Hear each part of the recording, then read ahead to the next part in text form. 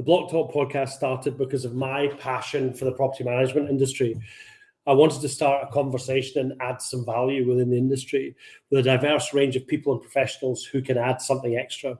As we start out, my aim is that the podcast offers some useful insight into a variety of views, opinions, thoughts, and foresights from our guests, who include business leaders and industry experts. If you enjoy the podcast and want to find out any other information, head on over to brianwelsh.co.uk.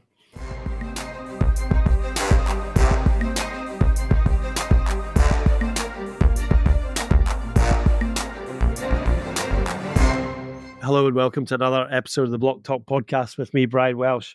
Today I'm delighted to welcome today's guest, Stephen O'Neill. Stephen is the founder and chair of Newton Property Management. I've known Stephen for many, many years.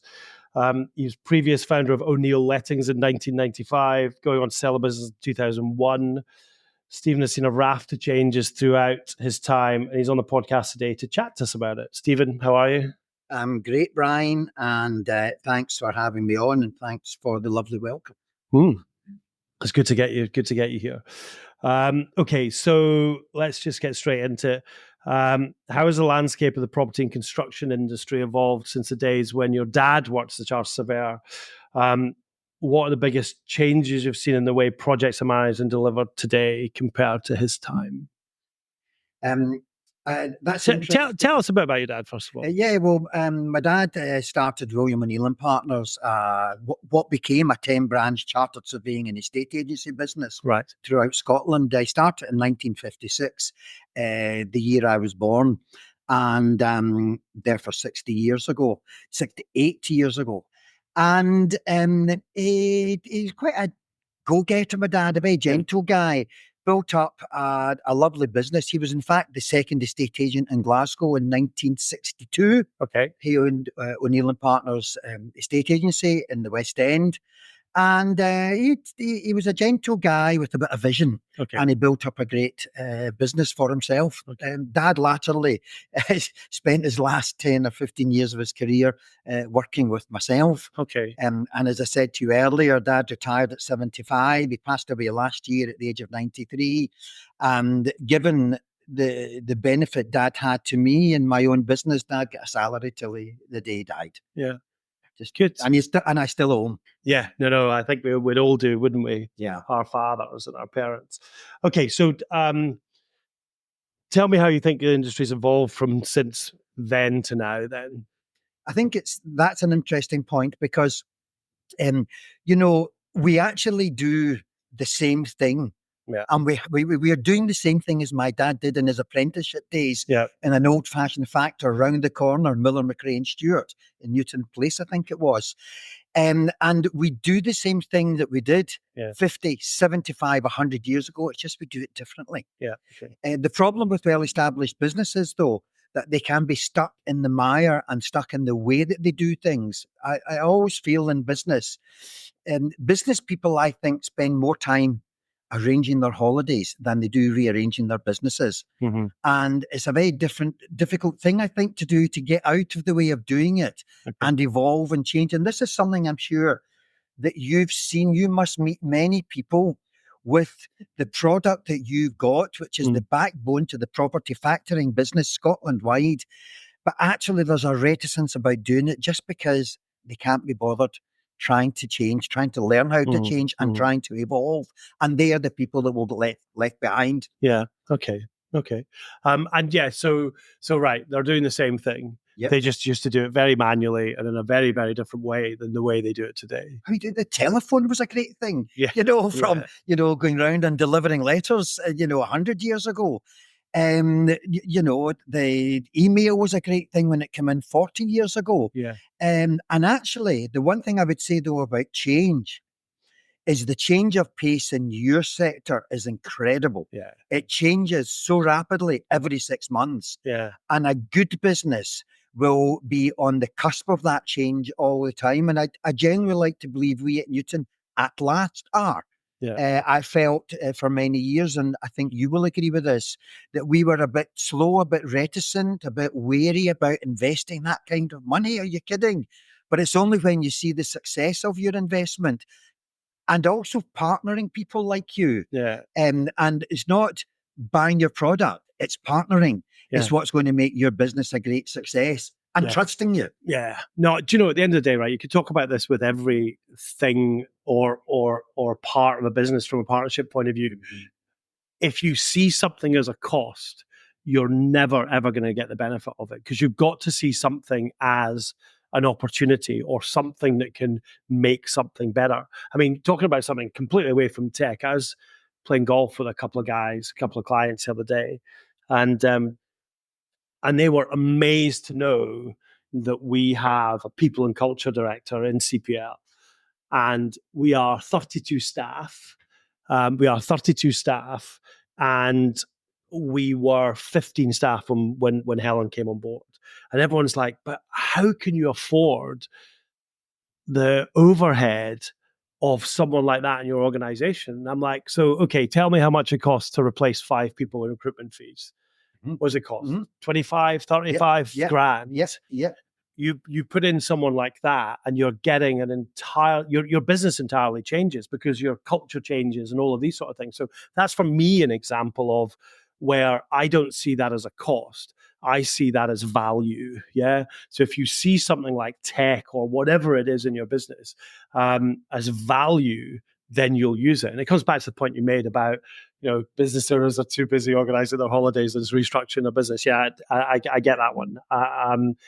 But that's the thing people need to keep thinking about. Do you know what I mean? As you grow, what is it that's actually going to make your business or help your business move forward? And that is a point, and go back to me. I like to go back to me. I'm 68, but I try at 68 to be much better at that, and to be much more of a visionary. And it's taken me years and years to learn that, or to understand that, the benefit of that, and to give it a go. And that's what I'm doing at the moment. Yeah. Okay. We'll come on to that. So, right. Okay. So is there we've spoken about the industry, is there any thing that you've seen from a change point of view of how maybe projects are delivered that's different now than in your dad's day? Yeah, I think probably the change that I'm noticing is things like ticketing systems and actually managing repairs effectively. In the modern factor business, you manage repairs through Outlook. Yes. Is not a management tool. Yeah. Is what I've learned. And we thought it was brilliant until we found out about ticketing. And moving into that has opened our eyes somewhat as to how we can be ably assisted and be much more effective and actually be much more efficient. And part of what we are doing now in Newton is it's a confidence building exercise with our customers. Yeah. And actually trying, factors there's a negativity about factors. I'm going to break that. Right. I'm going to break it. And I am. And people say it's impossible. It ain't. Nothing's impossible. Just because it hasn't been done doesn't mean to say it's impossible. And that's one of the few missions that I've got in the business to change. And at the forefront of that is tech. Yeah. And I don't, I'm a luddite. I don't know how to do it. I can barely do a JPEG or whatever. But I know what it now needs to do for me. Yeah. And that's the important thing. Yeah. And I'm a believer. Yeah. I mean, I think this was something I saw on a podcast the other day. How can you lead people when you don't understand what they do? Well, of course you can, because that's what's making you a good leader. That's what good leaders are. They're people who can bring change and bring people together who actually know how to do it and take them on the journey. Okay, right. Let's move on. So you're out of retirement now, back working on the tools. I think that's your phrase. How's it going?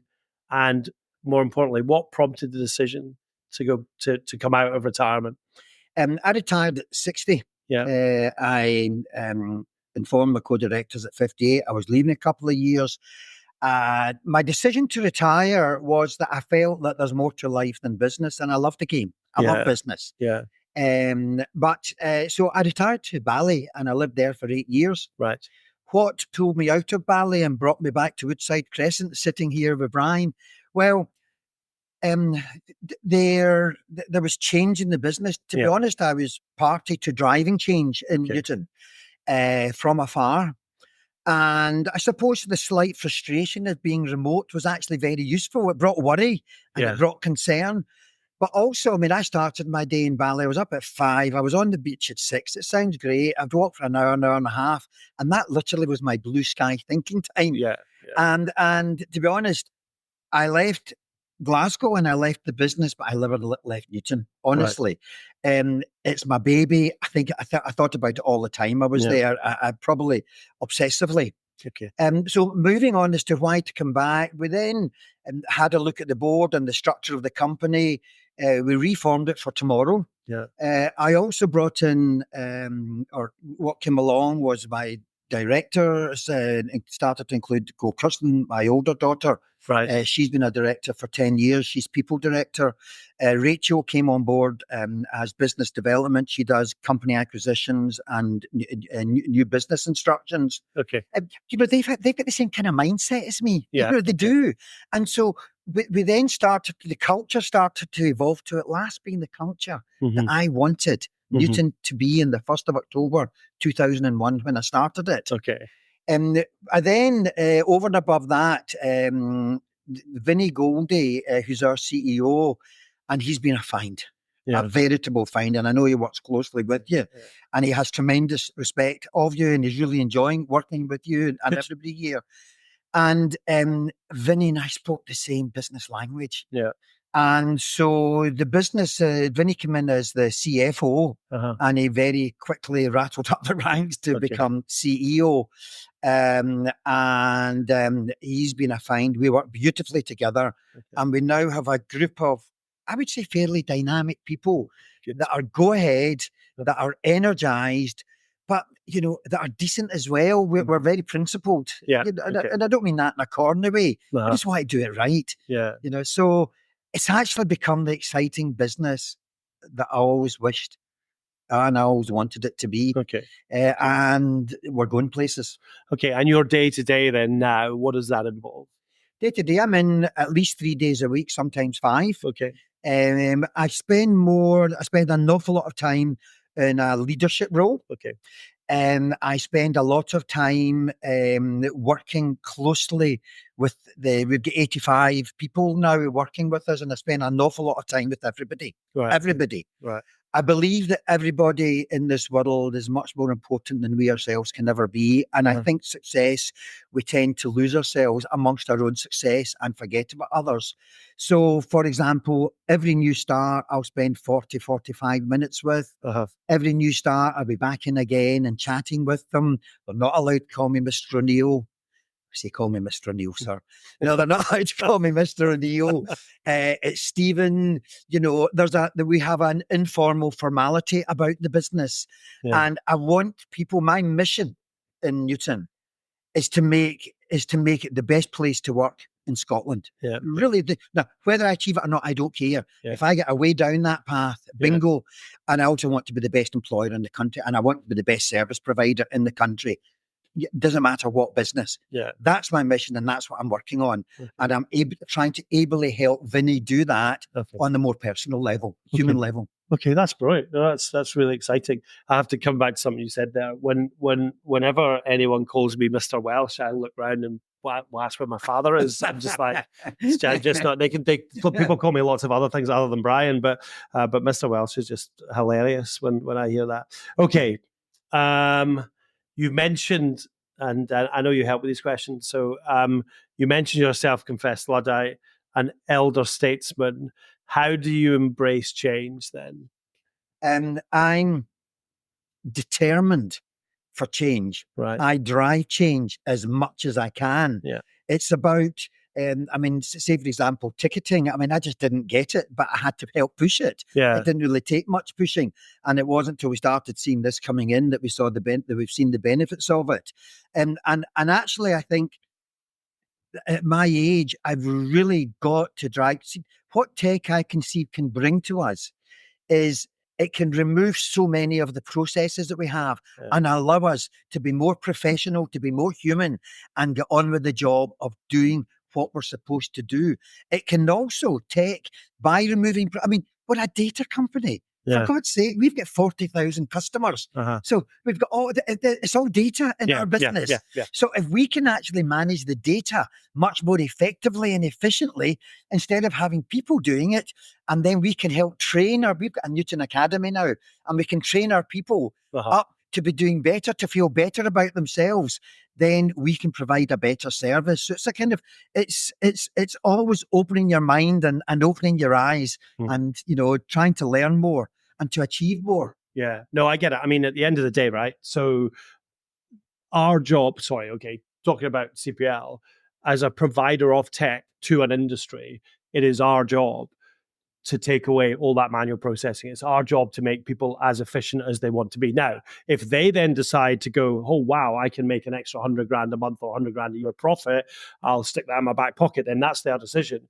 But what most people that I speak to about effecting change from a technology point of view is it gives them more time and money to invest in the customer side of their business, and that's really what they should be doing. I mean, this is about the customer. You've got 40,000 of them.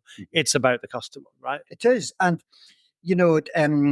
if you look at any property factors business Scotland wide, and we have an analysis done every year. We have a snapshot with 2,000 customers every year spoken to by a consultant that we use. And ourselves, like everybody else, we've got a lot to do. We've got a lot to build, and we've got a lot to develop. But like us and everybody else, the biggest problem is communication. Yeah. When we're taking business off other companies, the foundation stone of their concern is communication. Yeah. Do you know that? You must know. But what I've learned is that tech can be the thing that helps bring our communication, because it can free us up to communicate. Yeah. And, and it's not about being on the phone all the time, and it's about communicating out the way. It's not answering a phone. It's not answering an email. It's not answering through the app. It's actually having a flow of information to the customers. Yeah. And that frees us up to manage properties effectively. And what it also does, which I think we overlooked, and this is what I think a very important part of your role in my business, is it helps build trust. Customers give us business. Customers are the people we look after. And it helps customers build trust in us because they're getting a flow of information out from us. But we're not actually doing it. You're doing it, Brian. Yeah. No, I get it. But it's the process, though, isn't it? It's the process of actually putting stuff out there proactively, and hopefully cutting down the inbound stuff, because it's the inbound stuff that tends to be, I mean, most people don't phone their factor to say, well done, you're doing a great job, right? So unfortunately, I mean, it would be nice if they did. And I'm sure some people do, but most of the stuff coming in is because of X, Y, or Z. So actually proactive communication the other way. That's exactly. And actually, I think we don't look at the problem. The root of the problem is the proactivity. Yeah. And actually what I think we analyze all our calls, emails, everything. We had a data analyst analyze everything in our business 9 months ago. Yeah. We're really going for it at the moment. But actually, we always looked at the problem, but not what the problem really was. The problem really was. And if we can, embed ourselves deeper with you, then we're going to make a better job of what we are doing. Yeah. And it's actually, believing in that. Yeah. And as I said, and I'm not, blowing smoke up your ass. We're believers now. Yeah. It's taken me 20 years. 20 years of paying your bill and you now believe. Right. Okay. That's good. Right. Yeah. Okay. Yeah. No, I mean, it's funny because I had a conversation with someone the other day, and they said, there's a bit of feedback that it was another business, it wasn't CPL. There's a bit of feedback that we need more people. And I'm like, right, well, why do you need more people? And they said, well, they say that they're too busy. And I'm like, okay, so but what is it that's making them busy? Because so many companies, they just throw people at a problem instead of actually understanding what the actual problem is. Yeah. Mm-hmm. Yeah. And that's why we got the data scientists to look at us and to analyze what everybody was doing, in all elements of what. And then we restructured the whole business. We've got offices in, Inverness and Aberdeen, now in Greenock, Glasgow.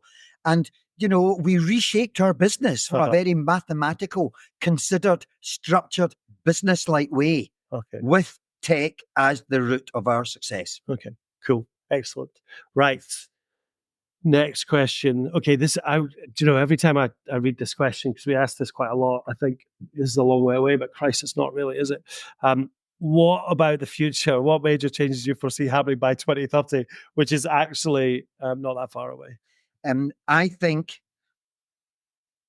the way we're mapping ourselves, I think there's huge changes ahead of us. I said earlier that, we've never seen such rapid change as we have with tech. Every 6 months there's something better on the shelves, and there's actually something better we should almost be buying. I think that by dint of the fact we're embracing it and wanting to do more and more, I think we're going to be more tech-based. But what I want Newton to be is tech-based with a delicate human touch. I always want somebody to be at the other end of the phone or somebody to be out looking at developments. I don't want to become like elect a utility company or the council tax where you can't speak to anybody. I think it's very important is we have to remember the forgotten few. 15% of our customers, maybe 18%, are aged 65, 70, who are Luddites like me. And I suppose being a Luddite, I've got to try and help support them. And I want to provide for them. I want to provide for the ones that just can't use it and feel embarrassed about asking their nephew to come up to the house and sort out their bill. I don't want it. I can see too many people completely embracing it. We're not going to be like that. That's not going to work. I think we're going to be slick. We're going to use everything we've got at our disposal. There's lots more to do. You're doing loads. We had a meeting yesterday about something that you're doing that's just brilliant. With a kind of partner, understand. But it's just that, use more, work with it more. But the key is, and everybody says this and we never do it, is really use it. Get it, learn it, build it, develop it, and work with it. And if you work with it, your business is going to be a success if that is your backbone. Okay, good. No, that's interesting. I think the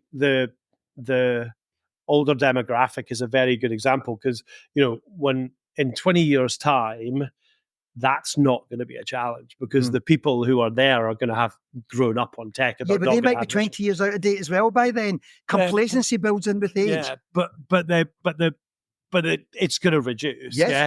So you're going to have that kind of few that you have that issue with that you need to provide an alternative to probably the mainstream. From a business point of view, I think that 20 years is important for Newton to get ahead of the pack and actually lead, do something different, not for the sake of it being different. Embrace these ideas, work with them, listen to you, help you develop your ideas, and take something brilliant and make it awesome. That's what I think we should be doing. We have a number of clients who effectively we run innovation sessions with and all of these sort of things, and they do embrace technology, and that is excellent for us because you've got early adopters who want to take new products, who want to help you through that process, which is brilliant. But it has to be said that's not the chunk of the market that does that. From a customer base, from a CPL point of view. So finding, because normally people install a product and go, it works, right? But that's not, you need to evolve it. So actually finding, and there's no way all of your customers are going to be in that boat because most of your customers are going to be in the boat of, okay, we've got it, we've made the leap, we've done it, it's now doing X, Y, Z for us. And they don't necessarily look ahead. So finding people in an industry, certainly from a tech point of view, who are that proactive, and we have 2 or 3, it has to be said, that are that proactive, that can only be a good thing for us. It can only be a good thing for our customers, and it can only be a good thing for your customers as well. Okay, right. Moving on. Okay, well, I think we've maybe covered this, but tell me if there's anything else that you want to talk about. How do you think automation and digitization will impact the landscape in the next 6 years? I think we've probably covered it, but is there anything else? We have. We know it's going to be transformation, and it's going to be the foundation stone for the successful property factors business of tomorrow, undoubtedly. And actually, I think some of the companies that do lead, one of the things you say, I think from what you said there, we have a few companies which are maybe out there which will take it up. If you can get strong companies that are taking up, and then the competition is looking over the shoulder, and maybe the complacent competition, they're the ones that are going to have to buy into your ideas. But actually, it's not just buying what it is from you; it's using what you have, and actually coming back and saying that, Brian, we have meetings with you frequently. We get one the next day or two, one the last couple. What Tom's in this afternoon, I think, actually. And it's about you helping us and us helping you, and at the end of the day, by dint of that, you get more business from us. No, absolutely. And at the end of the day, it is a partnership. And I've always said that software providers, in fact, we've had straplines, not just software. We've had straplines of partners to block management and factoring, and that's who we are. I mean, but find the challenge until you get to a point of size within a business. And this is the challenge we find a lot from a technical software point of view, is that everybody has a day job, within a property factor. So actually effecting change is not someone's day job in a smaller factor. So trying to get someone to then take on things and have the time to engage in it and make it happen actually becomes quite difficult. So you've then got a couple of choices. Again, it comes back to if I employ someone at, 50 grand a year to put into this role, I don't know what it costs, so that's maybe a bit silly saying that. But if that's a 50 grand cost. If you think that's a cost, then you're never going to do it. If you see that as an opportunity and a way to affect change, give your customers better service, cut down the inefficiencies of your business, then you've got the right mindset to go on. Or I guess you could go to an external consultant as well to help you do that. But so you we certainly tend to find that it's our larger customers like yourselves who are the ones that have the time to think about these sort of things and affect change. And it's entirely different as well to the way in which I observed this when I had a legal software business. I always remember years and years and years ago, I had this customer. He was tiny. He was a one-man band. There was one principal, and he put all of this tech in, all of this efficiency, And 10 years later, he was still the only principal. He must have had 50 people working for him. Really? But his tech worked that well, and his efficiencies were better than the big boys. It was just unbelievable. But he understood the value of getting that right to begin with. Most people just want to get rid of the fact that they're doing invoices on spreadsheets or through Xero or something like that, which is absolutely not designed in any way, shape, or form for the factoring business. So yeah, I think you've got to make the decision that you want to affect change, and you can suffer, or not suffer, but invest the money to make that happen. Well, that's interesting because similarly, through CEO Vinnie Goldie, we brought on Callum, who's our tech lead that you work closely with. Yeah. It's interesting as I watch my business and reshape itself. Vinnie and Callum have about half an hour to 1 hour together every single day. Yeah, every day. So we opened our eyes to eventually we were convinced to bring in a tech lead. And through Callum, we very quickly brought Declan in now. Okay. We've extended that department. Okay, wow. And actually, again, it's just all of a sudden we become believers. Vinny understood it. Yeah. That's what he helped bring to our party. Yeah. And help develop the business. But it took a wee bit of time. That was 23 years before we got a tech lead in. Yeah. And it's our tech, solutions, work, everything we do has been transformative in the last 12 months. Yeah. I mean, I was probably terrified of it, and probably not even a luddite. I was just scared of it, feared of it. Yeah. And now I love it. But it's having, can't use it. It's having the vision and having someone else to deliver it, though, isn't it? Yeah. Okay, so where we go now? Okay, so how has the landscape changed in terms of property ownership and responsibilities and legislation since you started in the industry? Is that something we can talk about? Yeah, I think legislation, the business, when I started in it, 2001. Well, it was actually O'Neill's before a lighting company, and they had a wee corner that did factoring. So I've been doing it since the mid-90s. There was no legislation. It was a free-for-all, you know, and it has changed a lot, and regulation is brilliant. I think there's still a lot more to be done. I actually think there's a lot more to be done around floats. Okay.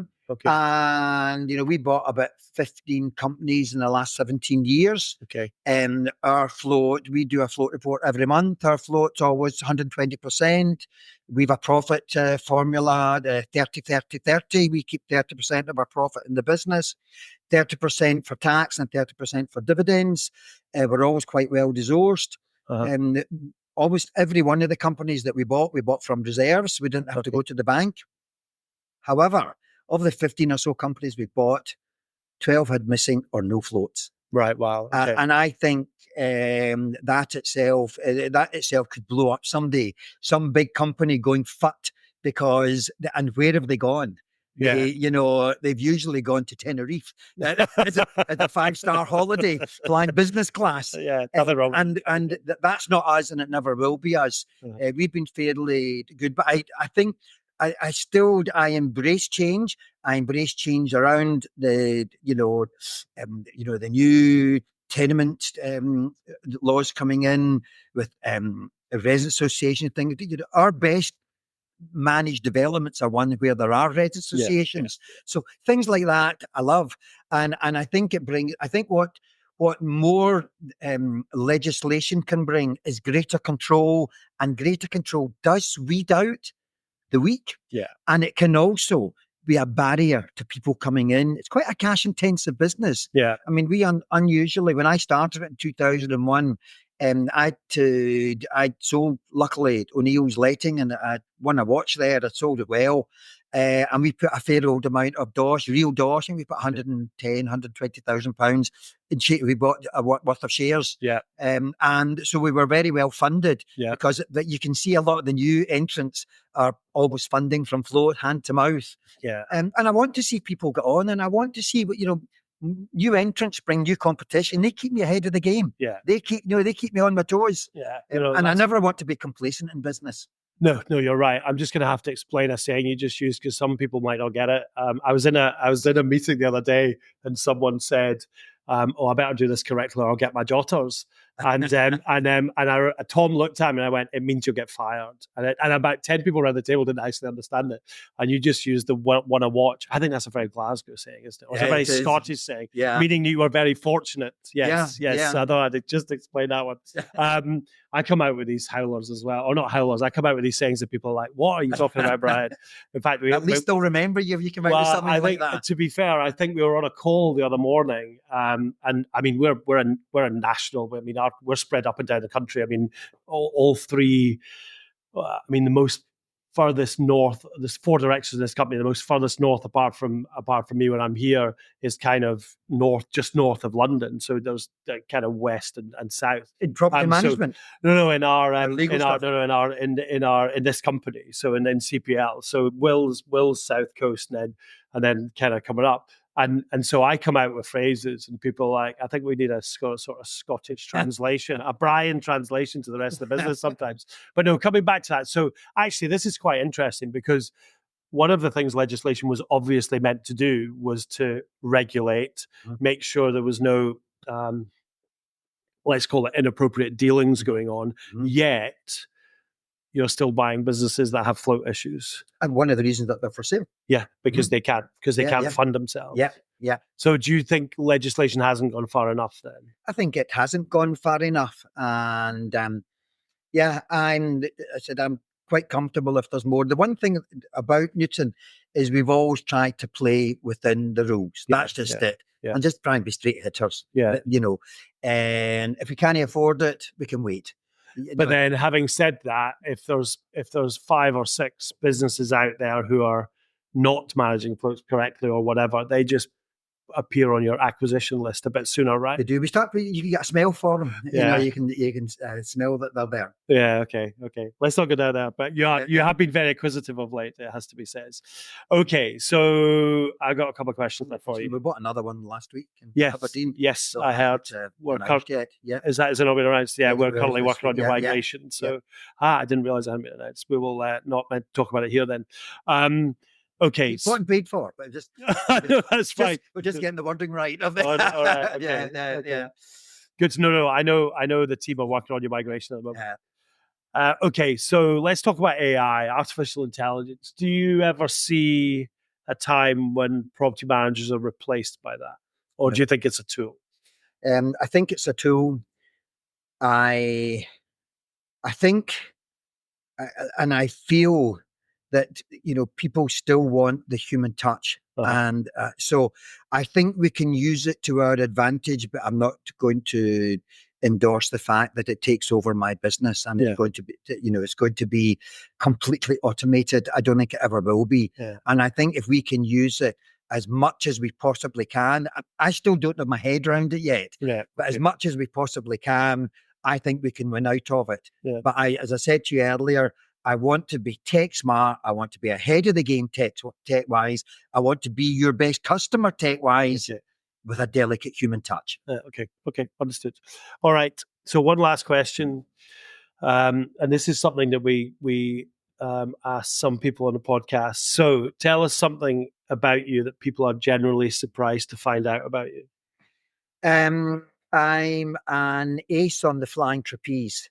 And I That's can just still amazing. Yeah, I can still do it at my tender years. A backflip, which is going from one trapeze to the other above the pool in the Western Baths, and not get off and fly backwards, and then turn around and catch it going the other way. I don't catch it with my teeth. I catch it. And in fact, the heralds, when I sold O'Neill's back in... We are being serious here, right? I mean, serious. I've got a photograph here of me sitting on the trapeze. The Herald did a 2-page photo-led article in their magazine about me being a businessman and a circus act. That's amazing. I did not know that. Yeah, and I still do the traveling rings above the water at the baths. Yeah. I used to be able to do a somersault between the... I was a show off. Yeah, I really was. You're not surprising. You're not surprising me, Stephen. So. No, honestly, I am. So that's one of the few things I've got hidden away. Wow. Yeah. That's and in life, I think we should always try and achieve something else. There's always, my quest to Bali, I'd been to Bali loads of times. I thought it was a great place. That was just part of the adventure of life. Yeah. And my adventure at the moment is much more family and business focused. And great to see the girls shine. My son Connor, he's gone down a more artistic route. Okay. And I want my life to be exciting. Yeah. Till it can be. Yeah. Yeah. No, that's absolutely true. Someone asked me recently if they thought I would ever retire.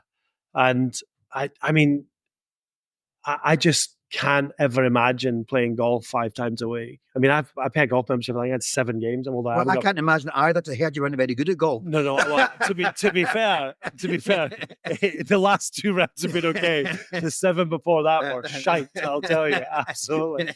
But someone asked me, and I'm like, nah, I just can't ever see it happening. I mean, I did 2 investments in the last month, 2 months. I just can't ever imagine not waking up and having that drive when you wake up in the morning. I can completely relate to that.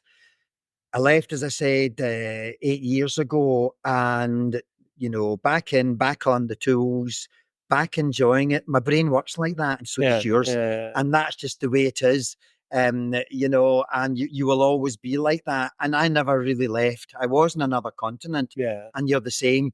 And it's actually, as I said, that's about achievement as well, and it's about motivation. I don't read business books. I just get up. I'm like a wound up spring. You're the same. You don't need to read it. It's just you've got it, and we're lucky to have that. And it stimulates us and excites us. Yeah, no, it does. Absolutely. Okay, on that fabulous note, we'll leave it. Thank you very much for coming on, Stephen. Pleasure. I really enjoyed it. Lovely. So did I. Thank you. Thank you.